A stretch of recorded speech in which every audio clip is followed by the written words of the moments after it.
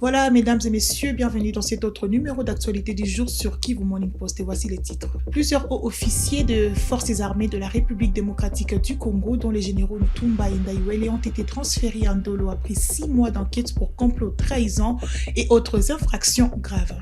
Allant à Goma, la FCM 23 a organisé une cérémonie au stade de l'Unité pour rendre hommage aux 22 civils tués lors de bombardements attribués aux forces armées de la République démocratique du Congo en territoire de Masisi.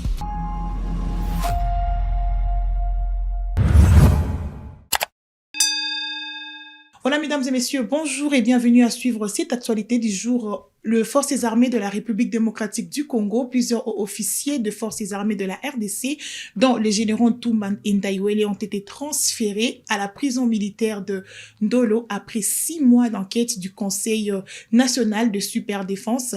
Ils sont poursuivis pour association de malfaiteurs, complot contre le chef de l'État, Félix Antoine Tshisekedi Tshilombo, trahison et autres infractions graves.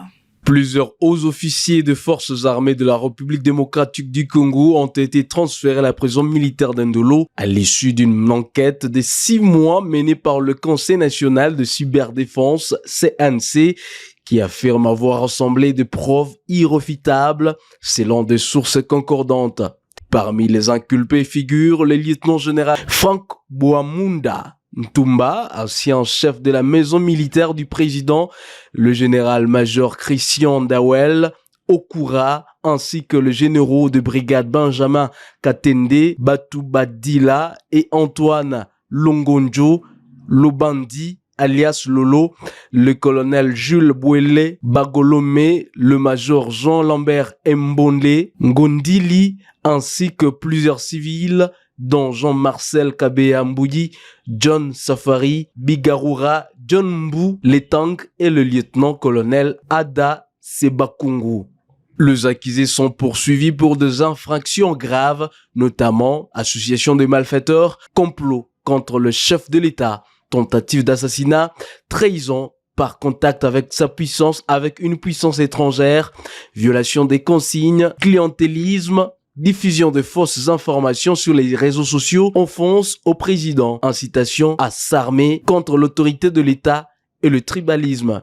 Cette affaire intervient dans un contexte de purge au sein de la hiérarchie militaire entamée depuis 2025 et illustre la volonté des autorités congolaises de renforcer le contrôle et la loyauté au sein des forces armées. Les enquêtes se poursuivent afin de déterminer l'ampleur exacte du réseau et d'identifier d'éventuels complices. À Goma, une cérémonie de recueillement s'est tenue ce jeudi 8 janvier 2025 au stade de l'Unité de Goma pour honorer les civils tués lors de bombardements du 2 janvier à Masisi Centre.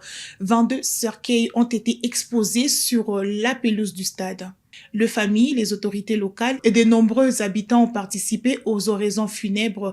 La cérémonie organisée par la FCM 23 visait à rendre hommage aux victimes civiles du conflit dans l'est de la République démocratique du Congo. Les victimes ont été enterrées au bureau du village Nzulo dans les territoires de Masisi.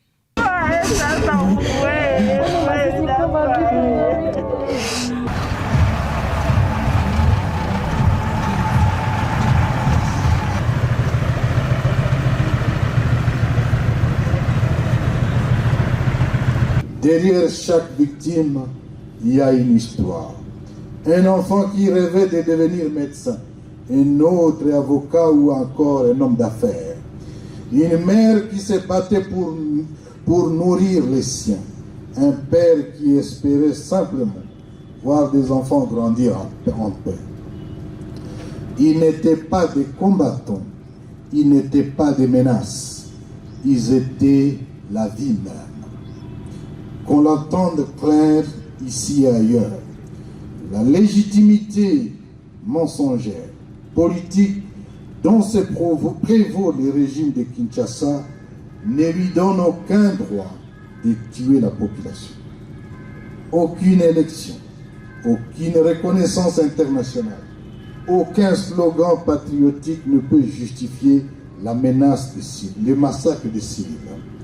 Un pouvoir qui bombarde son peuple perd toute légitimité morale. Un État qui tue ses enfants se condamne devant l'histoire.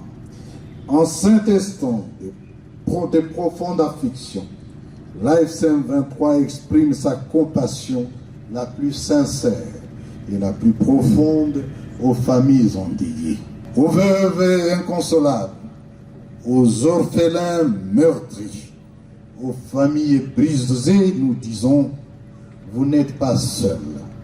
Votre peine est inscrite dans notre conscience collective. Votre cri ne tombera pas dans l'oubli. Devant ces cercueils, devant ces âmes arrachées à la vie, nous réaffirmons solennellement notre engagement. L'AFC M23 demeure engagé à protéger la population, à préserver sa dignité, à défendre son droit fondamental à la vie et à la sécurité. Nous resterons aux côtés du peuple dans l'épreuve, non par calcul politique, mais par devoir moral et humain. 10 jours après l'occupation du centre de Boulé, la situation sécuritaire et humanitaire reste alarmante dans cette partie du territoire de Djougou, en Ituri. Les écoles sont fermées et les activités économiques quasiment arrêtées, plongeant la population dans une grande précarité. La MONUSCO a renforcé sa présence autour de ces installations de Bayo pour protéger des civils exposés aux violences, craignant pour leur sécurité de nombreux habitants. Depuis Boulé, Rachidi Koudra nous fait le point. Face à cette situation persistante, la MONUSCO a renforcé sa présence dans les environs de la zone, notamment au niveau de ses installations de Bayo, situées sur la colline Sirlomba, la région de Boulé. Selon des sources sur place, ces renforcements visent principalement à assurer la protection des civils exposés aux violences. Craignant pour leur sécurité, plusieurs habitants se sont massivement déplacés et se sont regroupés aux installations de l'armée ougandaise près du site déplacé de Plaine Savo. Ces populations déplacées vivent dans des conditions difficiles avec un accès limité aux services de base. La situation sécuritaire demeure volatile à raison de la présence signalée des éléments du groupe armé CRP dans la région. Parallèlement, les FRDC sont positionnés sur la colline d'Hérault qui surplombe la zone des Boulets dans un dispositif visant à contenir la menace. Sur les plans humanitaires, les besoins restent énormes. L'absence d'activité économique, la fermeture des écoles et les déplacements massifs de la population aggrave la situation. Rachid Koudra depuis Boulé pour Kivu Morning Post. Au Katanga, mesdames et messieurs, la commission du ministère de Mines a lancé à Lubumbashi une opération de contrôle des entités de traitement de minerais dans les carrés miniers artisanaux. Cette initiative vise à vérifier la conformité et la traçabilité de minerais extraits dans la région, conformément au règlement en vigueur. Après le Lalaba, les opérations de contrôle des entités de traitement des substances minérales se poursuivent désormais dans la province du Haut-Katanga. À Lubumbashi, ce mercredi 7 janvier 2025, la commission ad hoc instituée par le ministre des Mines, son Excellence Louis Watum Kabamba, a lancé la phase opérationnelle de ces travaux en présence des autorités provinciales. Dès le début de la journée, les responsables des entités concernées ont répondu à l'appel de la commission en présentant leur dossier. Ces derniers et comprenaient l'ensemble des documents administratifs, juridiques et techniques requis, ainsi que les éléments relatifs à la traçabilité des minerais et à la légalité des sources d'approvisionnement. Les membres de la commission ont procédé à un examen approfondi des dossiers soumis dans le strict respect du cadre légal et réglementaire en vigueur. Des échanges ont été engagés avec les responsables des entités afin d'éclaircir certaines situations, d'identifier d'éventuelles insuffisances et de préciser les compléments à fournir, une mise en conformité totale. Conformément à son mandat, la commission dispose d'un délai de 15 jours à compter de la réception des dossiers déclarés complets pour achever les vérifications et formuler ses conclusions. Ces travaux se sont déroulés dans un climat de responsabilité et de collaboration, traduisant la volonté du gouvernement de la République de renforcer la gouvernance du secteur minier. Toujours au Katanga, précisément à Lubumbashi, la mairie de Lubumbashi autorise les marchés pirates à fonctionner de 16h à 20h30 sur les avenues Lumumba, Mamaemo, Kasai et Lomami sans dépasser l'avenue Moero. La maire Joyce Tunda précise que ces mesures visent à éviter la confiscation de marchandises. Elle interdit également aux services de sécurité de percevoir des taxes auprès de marchands. Ces dispositions entrent en vigueur à la veille de l'opération Centre-Ville sans moto. C'est une journée particulièrement chargée que ce mardi 6 janvier 2026 pour Madame Joyce Tunda Chansa, maire intérimaire de la ville de Lubumbashi, à quelques jours de l'entrée en vigueur de nouvelles directives relatives au marché dit pirate. L'autorité urbaine a rencontré les marchands exerçant leurs activités au centre-ville afin de leur communiquer les nouvelles mesures arrêtées par la mairie. Selon Madame le maire, désormais, les activités commerciales devront s'exercer uniquement de 16h à 20h30. Elles seront limitées aux avenues Lumumba, Mamaïmou et Lomami sans traverser l'avenue Mouero.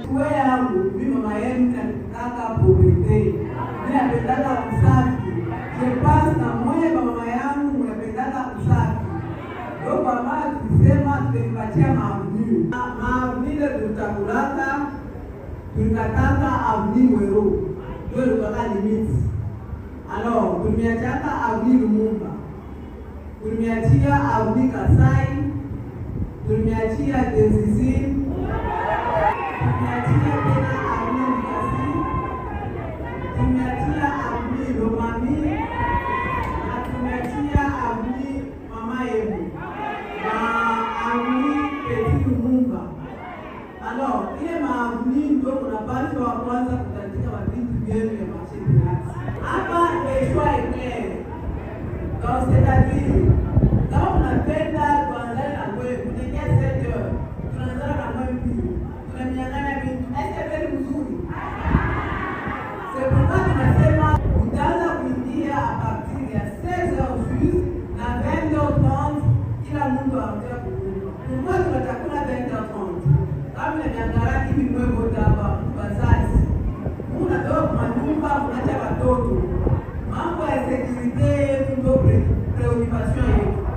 Unaweza kutia ushiki na makuteneo ushiki. Nawe mwenyewe mtu est-ce mzuri vile? Deja kuna bakaikia nguvu sana. Au cours de cette même rencontre, Madame Joyce Tunda Chansa a également insisté sur le maintien de la propriété de la ville et le respect strict de limites fixées, des mesures qui visent aussi à garantir la sécurité des marchands.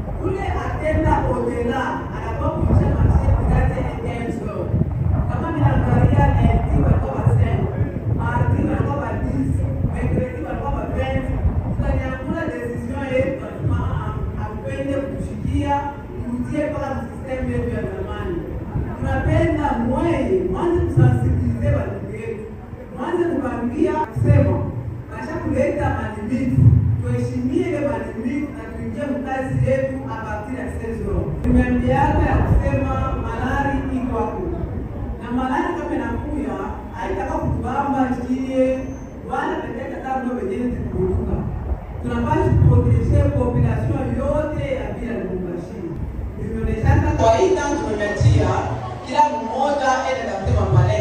Dans le souci de mieux réglementer ce secteur, l'autorité urbaine a par ailleurs annoncé qu'il est désormais interdit aux policiers de percevoir les taxes auprès des marchands.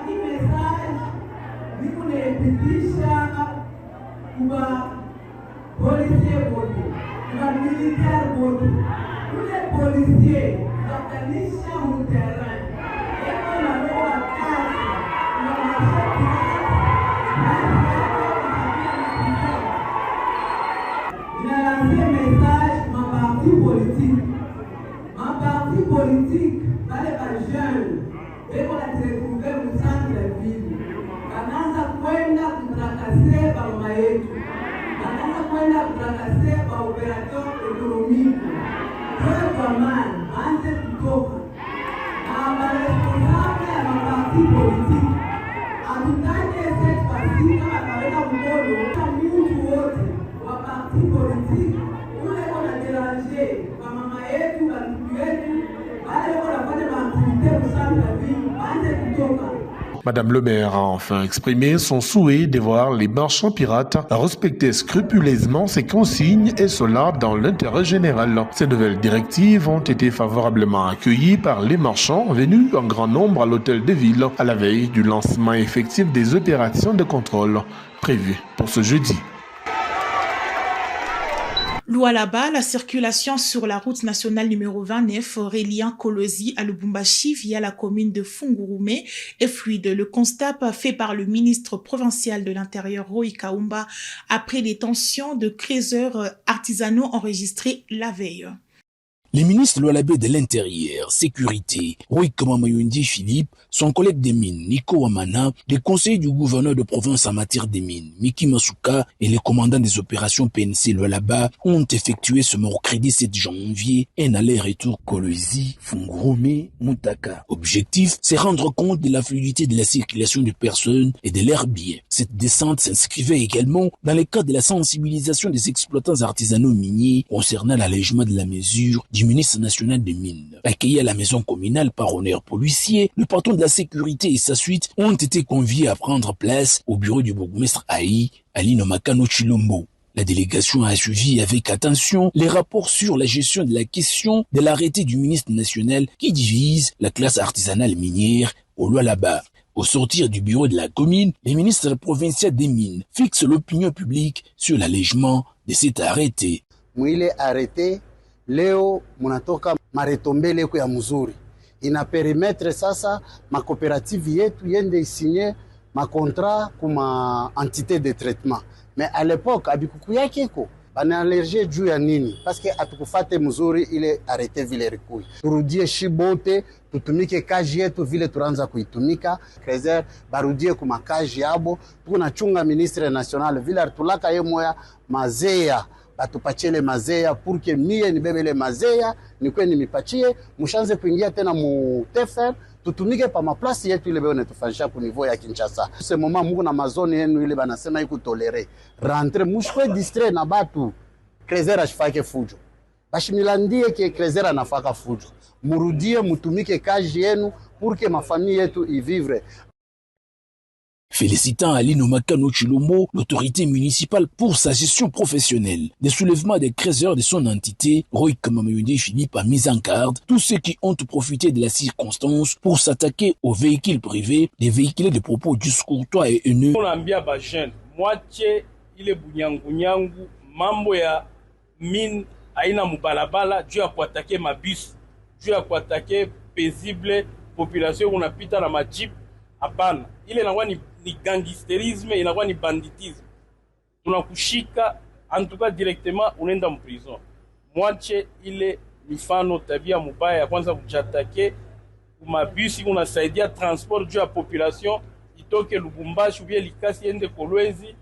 Mwache ile mambo. C'est pourquoi tu unaveye ya kusema polisi itakuwa mubalabala bushiku unajua juu kufuatilia ile situation. À tous ceux qui s'adonnent à véhiculer faux messages sur les réseaux sociaux. Je crois que Madame le bourgmestre est là ainsi que le colonel. Vous allez nous mettre hors d'état de nuire tous ces gens-là qui s'évertuent à jouer sur les réseaux sociaux pour enflammer la population. Il essaie de signaler que sur les chemins aller-retour, la circulation sur la nationale numéro 39 était fluide et la population vaquait paisiblement. Voilà, mesdames et messieurs, c'est la fin de cette actualité du jour, c'est Kivu Morning Post. Et si c'est la première fois de nous suivre, n'oubliez pas, abonnez-vous si ce n'est pas encore fait, mais surtout, activez la cloche de notification pour être au courant de tout sur Kivu Morning Post. À très bientôt pour la prochaine actualité.